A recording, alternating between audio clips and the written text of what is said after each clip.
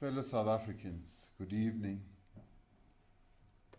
We decided to delay the start of this address to the nation by half an hour because a legend of South African broadcasting, Ms. Notlolo Grootboom, was tonight presenting her last isiXhosa bulletin at 7 p.m. on SABC News this evening. And many people felt that they wanted to watch her last bulletin and asked that we delay so that they can watch her. I wish to pay tribute to Ms. Grootboom as an outstanding journalist who throughout her 37 years of distinguished service brought historic events in our country and across the world into the living rooms of our nation. We wish Ms. Grootboom well and thank her for her many years of service. Sifuna ukuthi uphumule kamnandi uhlale wazi ukuthi abantu abaninzi apha eMzantsi Afrika bayakuthanda nami futhi ndiyakuthanda. It is now just over a year since we declared a national state of disaster in response to COVID-19 and had to introduce measures to contain its spread. Since then, we had to put up with restrictions on nearly every aspect of our lives as South Africans. What has perhaps been most difficult of all is how the pandemic has affected the social interactions that make us feel as a people to be part of a community. We miss the many things we once took for granted, like being able to visit our loved ones, go to a party, or to attend religious services. 1 year later, we've made significant progress in bringing the pandemic under control. The tireless efforts of our healthcare workers and many other frontline workers have saved many thousands of lives. And the pioneering work of our scientific community has led to significant advances in our understanding of this virus. Through the changes that we have all made to our personal behavior, we have protected ourselves. We have also protected our families and our communities. In South Africa, as in most countries around the world, we are not yet ready to return to normal life because of this virus. For the second year in a row, we will again have to limit our interactions, particularly during the Easter period. This is so because we are still in the midst of this coronavirus pandemic. Over the last year, the country has recorded more than 1.5 million cases of coronavirus, and there have been more than 52,000 recorded deaths from COVID-19. We remember and mourn each of those lives that we have lost. As I reported when I last addressed you, South Africa has emerged from a second wave of infections.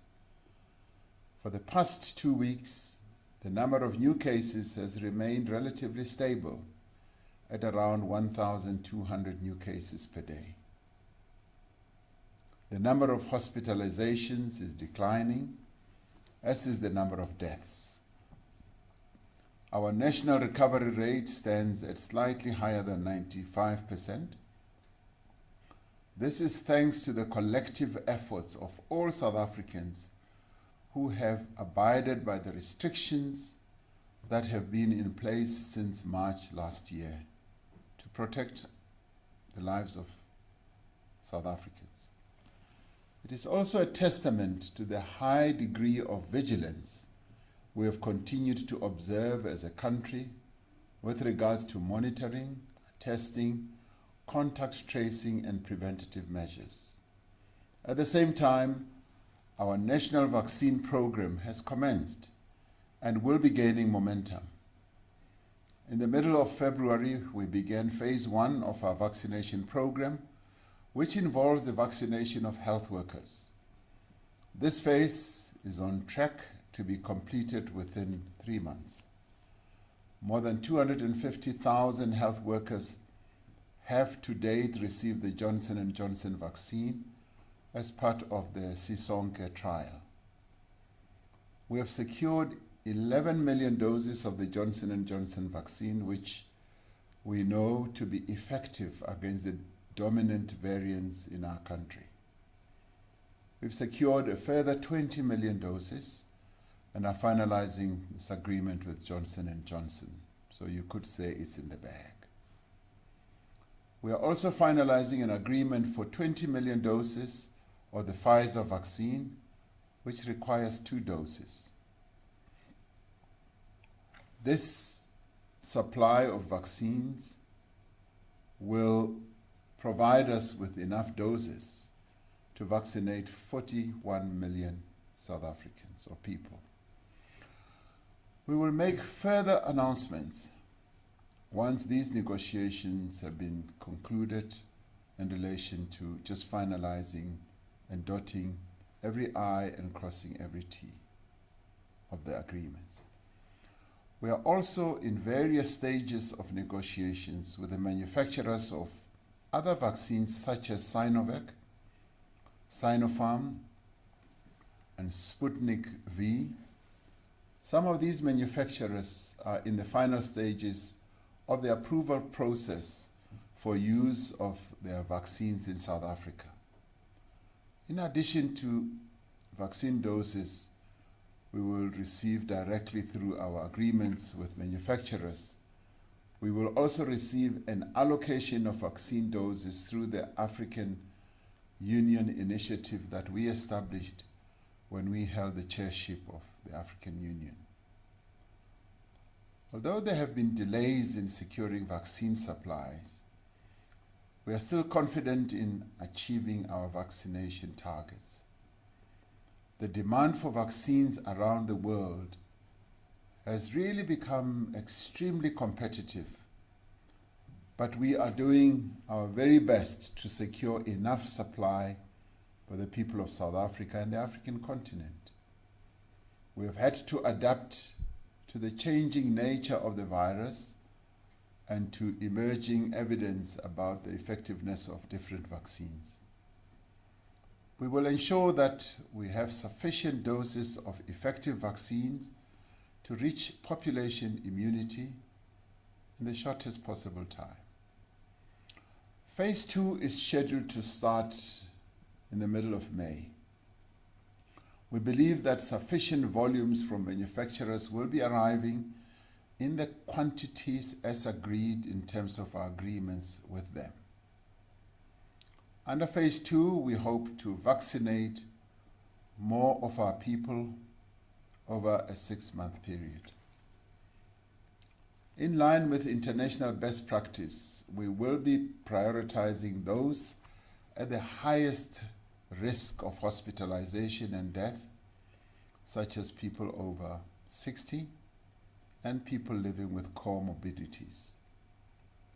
The second phase of the COVID-19 vaccination program aims to ensure that we will protect our communities, prevent health services from being overwhelmed, and reduce the need for lockdowns that seriously disrupt education, the economy, and each one of our lives. Registration to be vaccinated is scheduled to start in April. People will be encouraged to register online, but those without online access will be able to register in person. To ensure that we have supporting infrastructure, over 2,000 vaccination sites have been identified across the country. These include community clinics, pharmacies, general practitioners' rooms, retail outlets, and in some instances, larger facilities like stadiums and conference centers where these vaccination points will be set up.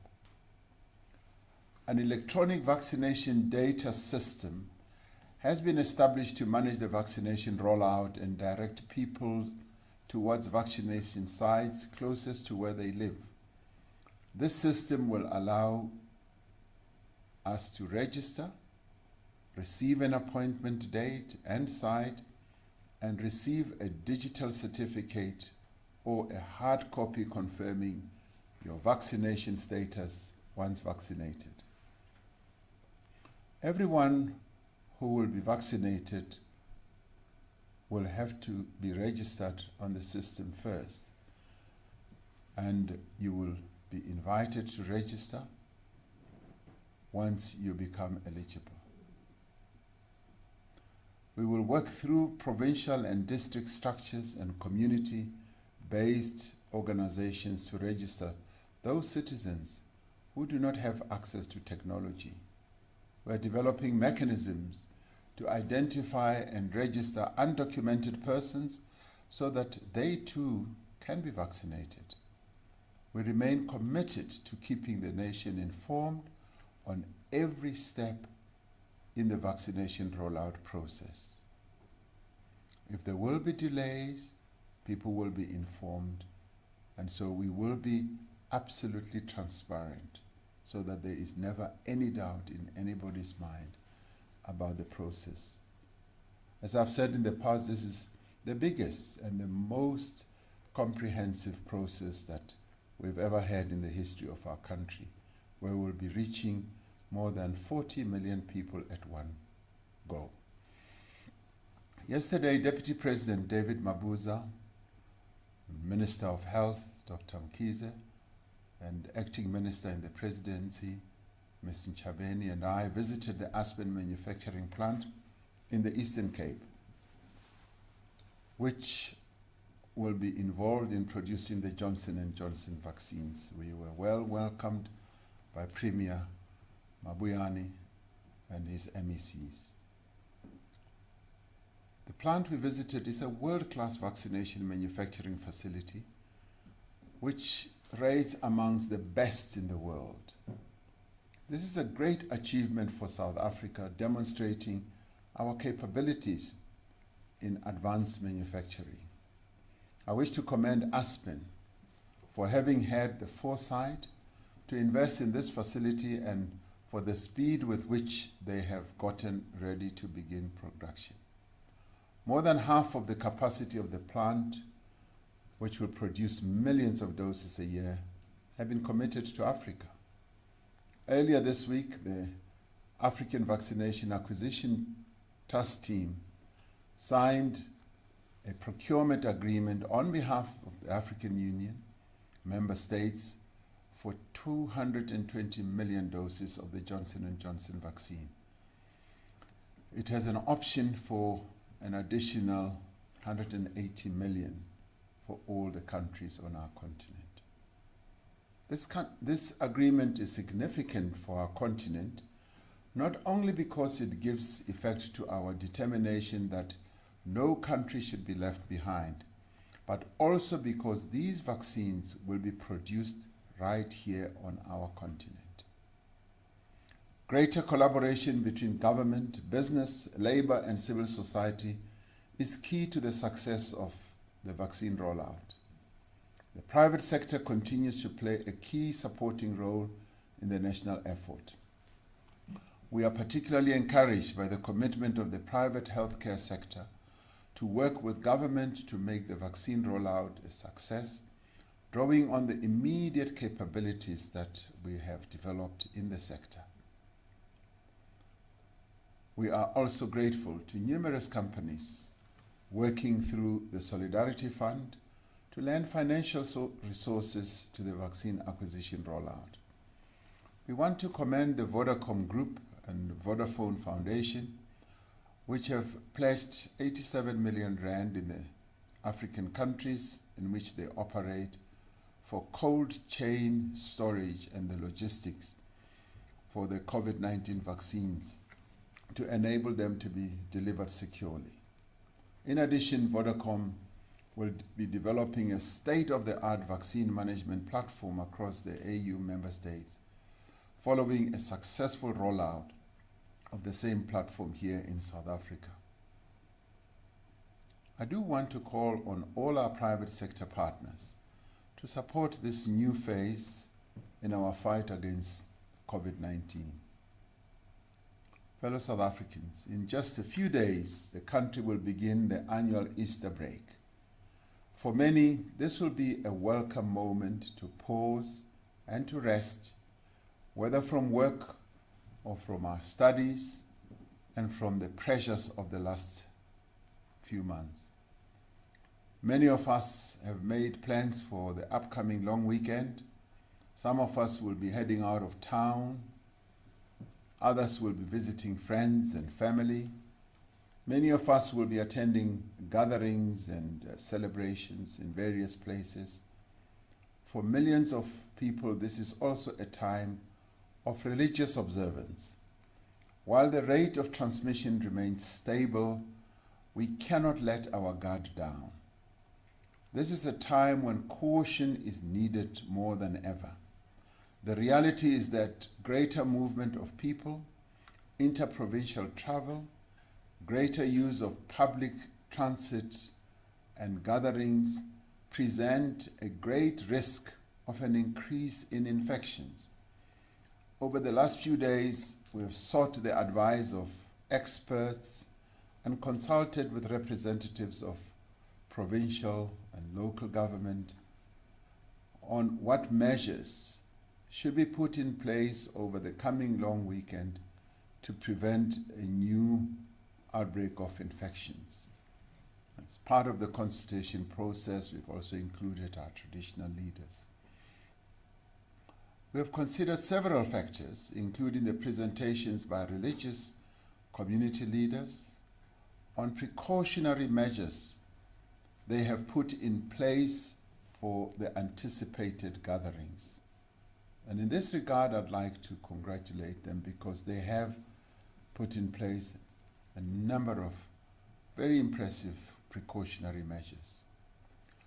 Given the relatively low transmission levels, we have decided to keep the country on coronavirus alert level 1. However, due to the specific circumstances of this period, we need to make a few adjustments. Some of the measures that will remain unchanged are the following. The curfew will be maintained from midnight to 4 a.m., so there is no change. Public recreational spaces such as beaches, parks, and dams will remain open.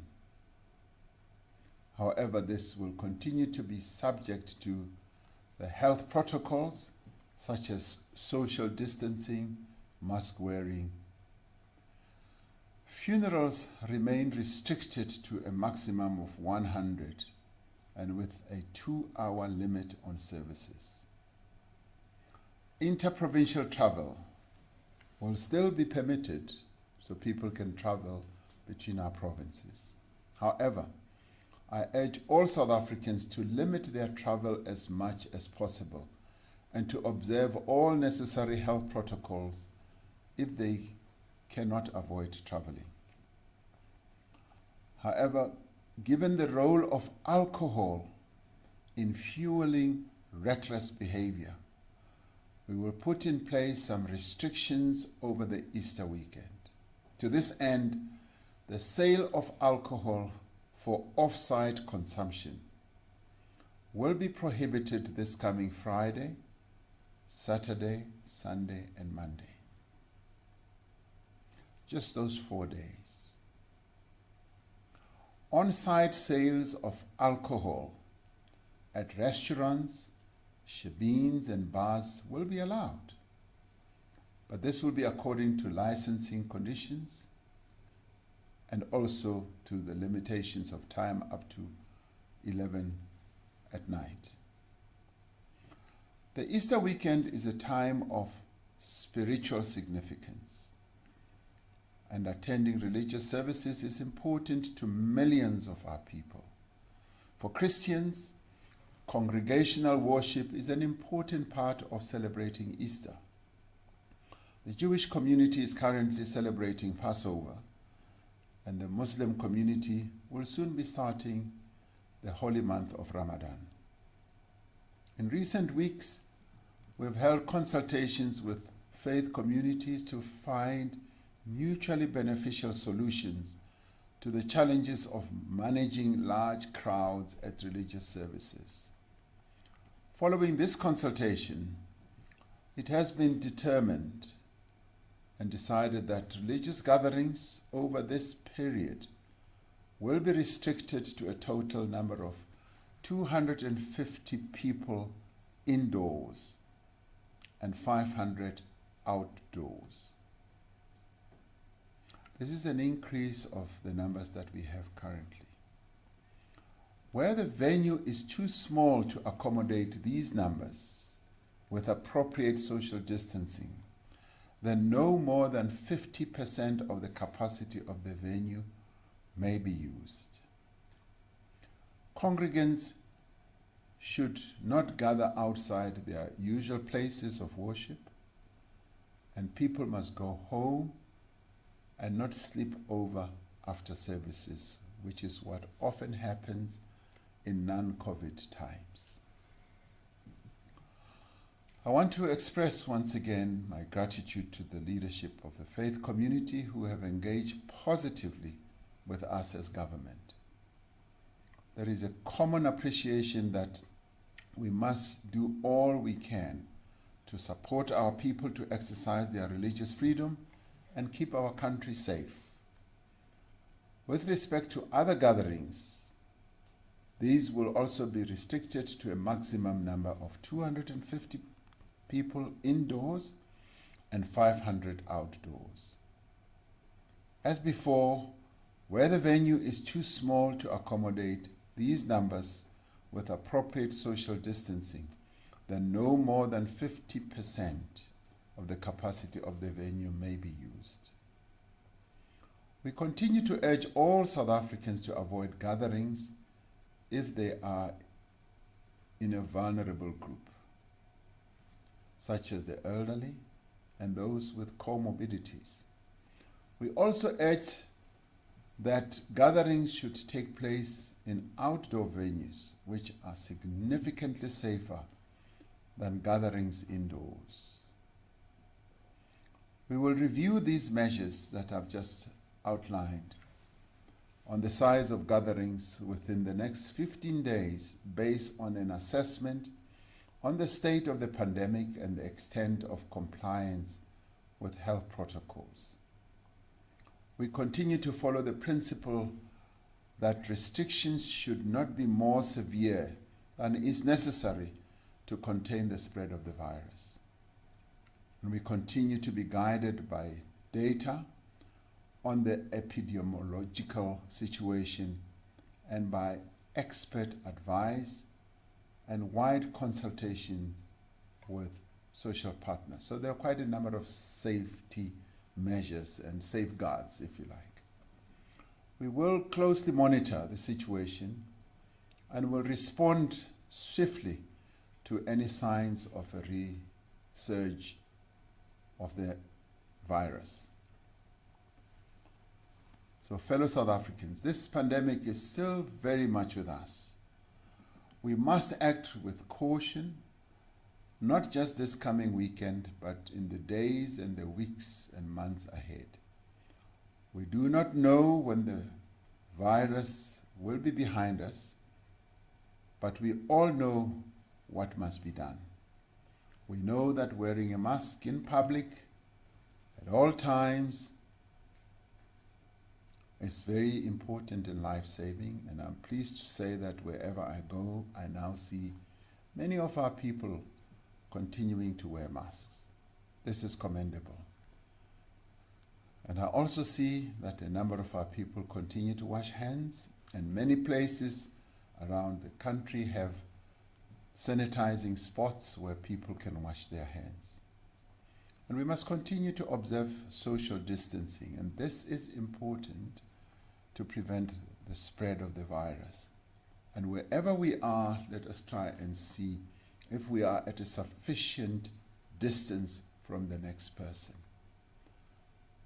And if possible, we must continue to avoid crowds, because these measures are still the most effective way of keeping the virus at bay. There was a wonderful report the other day at an international broadcasting TV station where they said South Africa has been able to bring the level of infections down, largely because as a nation they have sought to observe all the health protocols that are being spread around the world. And I'd like to commend our people for continuing to observe these health protocols. They are important, and in a way they've become maybe second nature. We must see them as second nature. Any action that puts ourselves or others at risk must be avoided. The restrictions that are in place for our collective health and safety must be observed. Let us be a responsible nation that is forever aware of the presence of the virus. And let us remain at home wherever we can in small groups. Let us avoid being in large crowds and places with poor ventilation. And let us not go to funerals unless we are immediate family, and not visit the homes of the bereaved.